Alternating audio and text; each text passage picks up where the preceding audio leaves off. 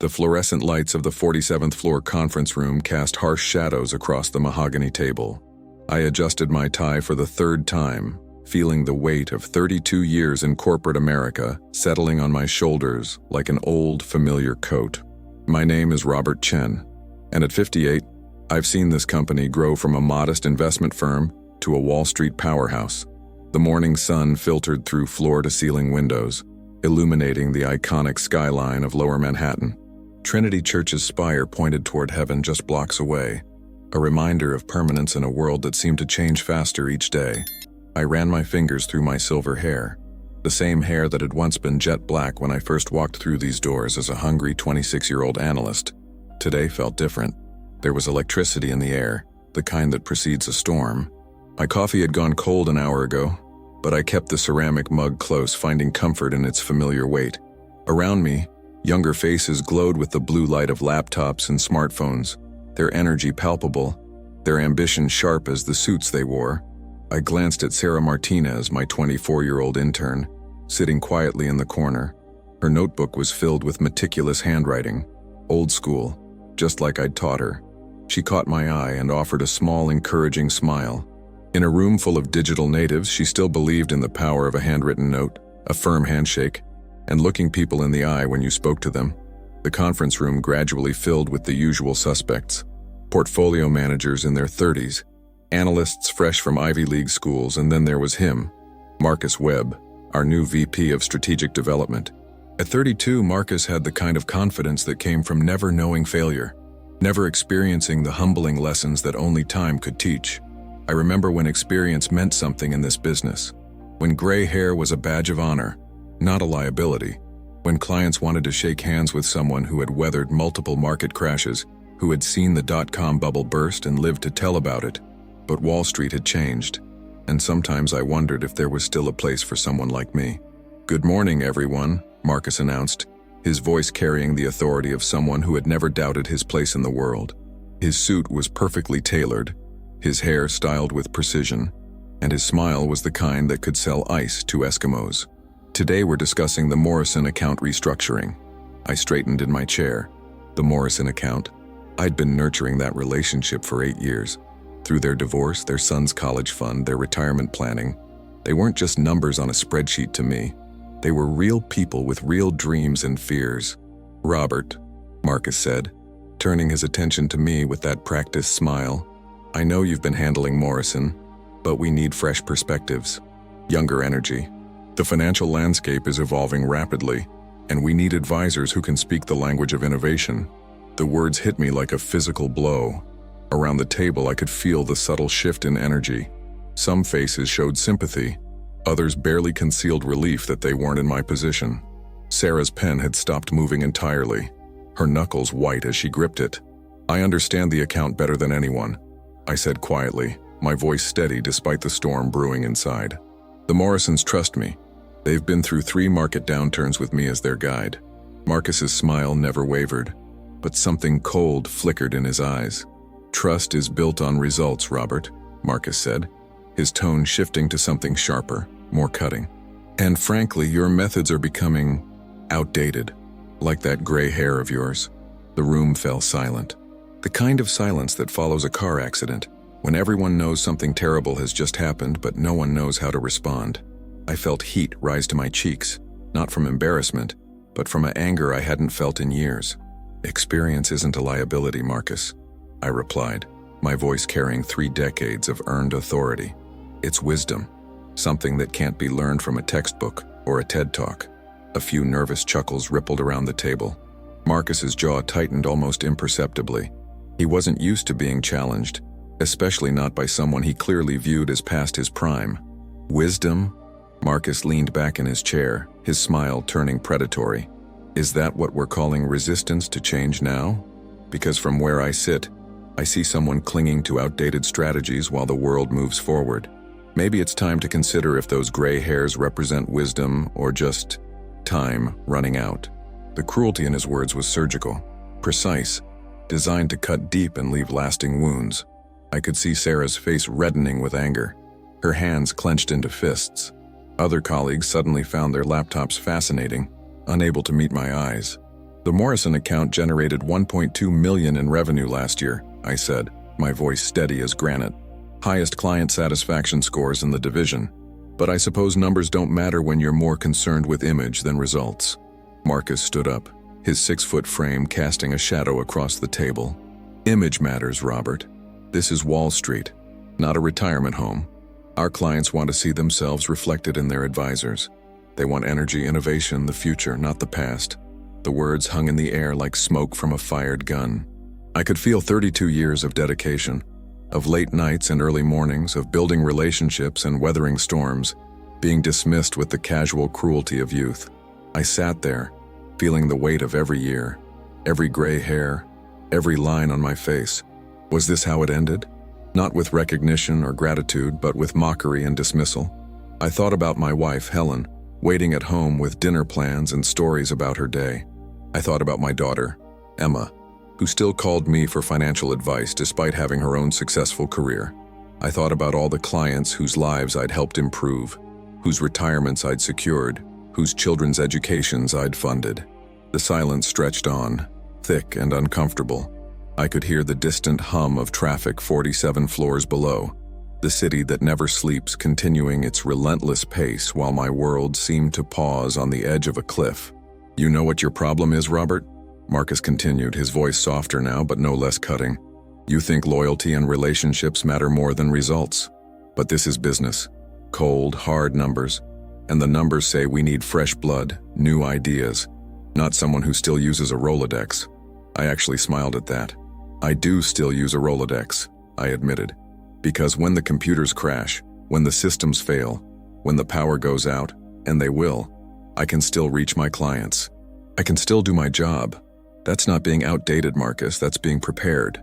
But even as I spoke, I could feel doubt creeping in. Maybe he was right. Maybe I was a relic, a fossil in a museum of modern finance. Maybe those gray hairs really did represent time running out rather than wisdom earned. I glanced at Sarah again. She was staring at Marcus with an intensity that surprised me. Her notebook was closed now, her pen set aside. Something had shifted in her posture, in the set of her shoulders. She looked like a coiled spring ready to release. The Morrison account stays with me, I said finally, my voice carrying a conviction I wasn't sure I felt. They're my clients. They trust me. Marcus laughed, a sound devoid of warmth or humor. Trust? Marcus's laugh echoed off the glass walls. Robert, trust doesn't pay the bills. Innovation does. Adaptation does. And frankly, you're about as adaptable as a dinosaur in an ice age. The comparison stung more than I cared to admit. Around the table, I could see the younger staff members exchanging glances. Some looked uncomfortable. Others seemed to be enjoying the show. This wasn't just about the Morrison account anymore. This was about my entire future at the company I'd helped build. Let me paint you a picture, Marcus continued, walking around the table like a prosecutor addressing a jury. The Morrisons are 65 and 67 years old. They want to see energy, vitality, someone who represents their future, not their past. When they look at you, Robert, what do they see? Someone who reminds them of their own mortality. The words hit like physical blows. I could feel my heart pounding, my hands trembling slightly. 32 years of building relationships, of earning trust through market crashes and economic uncertainty, reduced to a cruel caricature of aging and irrelevance. Furthermore, Marcus said, returning to his seat with the confidence of someone who knew he held all the cards. I've already scheduled a meeting with them for tomorrow. Fresh perspective, new strategies. It's time for this company to embrace the future instead of being dragged down by the past.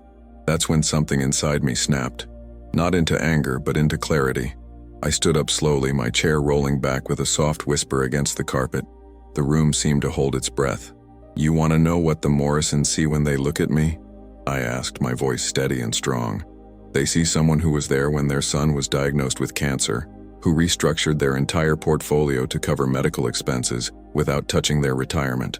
They see someone who celebrated with them when their daughter got married, who helped them gift her a house down payment without compromising their own security. I could see Marcus's confidence wavering slightly, but he maintained his smirk. They see someone who held their hands through the 2008 crisis when they thought they'd lost everything. Someone who not only preserved their wealth but grew it. They see 32 years of dedication, Not just to numbers on a spreadsheet, but to their lives, their dreams, their fears. The room was completely silent now. Even the city noise seemed muted.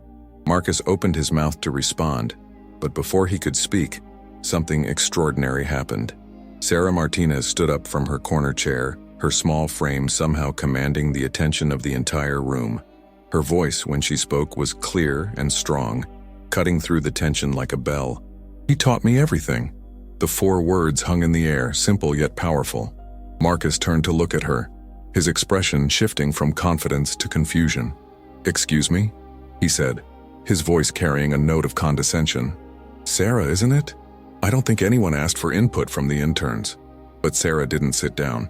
Instead, she stepped forward, her chin raised, her eyes blazing with a fire I'd never seen before. "You want to talk about innovation? About fresh perspectives?" Her voice grew stronger with each word. "Robert taught me that innovation without foundation is just chaos, that fresh perspectives mean nothing without the wisdom to apply them correctly." I stared at her in amazement. This quiet young woman who took notes in the corner, who asked thoughtful questions and listened more than she spoke, was standing up to a VP on my behalf. "When I started here 6 months ago," Sarah continued, "I thought I knew everything. I had my MBA, my theories, my digital tools. I was going to revolutionize finance. But you know what Robert did? He didn't dismiss my ideas. He didn't mock my youth. He taught me how to blend innovation with experience, how to use technology to enhance relationships, not replace them." Marcus's face was reddening now, his carefully constructed authority beginning to crumble. "This is highly inappropriate." "What's inappropriate?" Sarah interrupted, her voice rising. "Is watching someone humiliate a man who has forgotten more about this business than most of us will ever learn. Robert doesn't just manage accounts, he changes lives. He doesn't just crunch numbers, he builds futures." She turned to address the entire room now, her passion infectious. "You want to know about the Morrison account? I've been shadowing Robert for 3 months. I've seen him work. Mrs. Morrison calls him every Friday, not about money, but because she trusts him. Because he cares. Because when her husband had his heart attack last month, Robert was the first person she called after 911. The room was completely silent now. I could see faces around the table beginning to shift, expressions changing from uncomfortable neutrality to something approaching shame. "You mock his gray hair?" Sarah's voice cracked with emotion. "That gray hair represents 3 decades of learning, of growing, of becoming better. Every gray hair is a lesson learned, a client helped, a crisis navigated. You want to replace that with what? A fresh haircut and a PowerPoint presentation?" Marcus finally found his voice. "Ms. Martinez, you're out of line. You're an intern." "I'm a human being," Sarah shot back, "and I'm watching you destroy someone who has dedicated his life to this company. Someone who took a scared kid from Queens and taught her that success isn't about stepping on others. It's about lifting them up." Tears were streaming down her face now, but her voice never wavered. "He taught me everything that matters. And if you can't see his value, then this company has lost its way." The silence that followed Sarah's words was different from before. It wasn't the uncomfortable quiet of witnessing humiliation. It was the profound stillness that follows truth spoken with courage. I looked around the room and saw something I hadn't expected. Respect. Not just for me, but for Sarah, for the courage it took to stand up to authority, to speak truth to power. Even some of the younger analysts were nodding, their expressions thoughtful. Marcus sat down heavily, his face pale.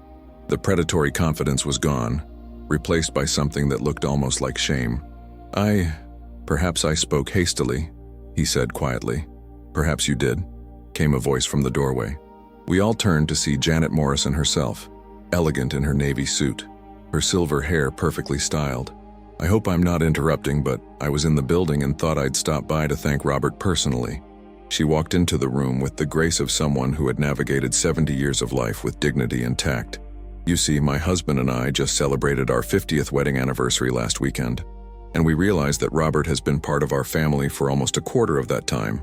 Through our son's illness, our daughter's wedding, market crashes, and personal triumphs." Mrs. Morrison's eyes found mine across the room. "When people ask me about the secret to financial security, I don't talk about portfolios or strategies. I talk about trust. I talk about Robert Chen, the man who has never once let us down." She turned to Marcus with the kind of look that could freeze water.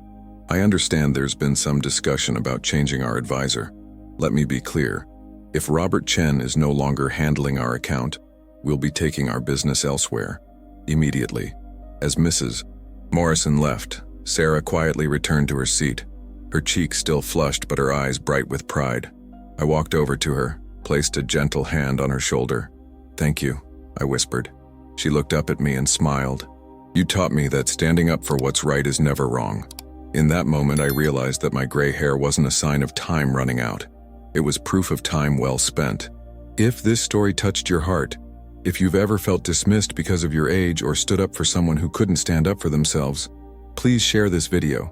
Sometimes the most powerful lessons come not from textbooks or seminars, but from the courage to speak truth when it matters most. Subscribe for more stories that remind us what really matters in life. And remember, experience isn't just about growing older, it's about growing wiser.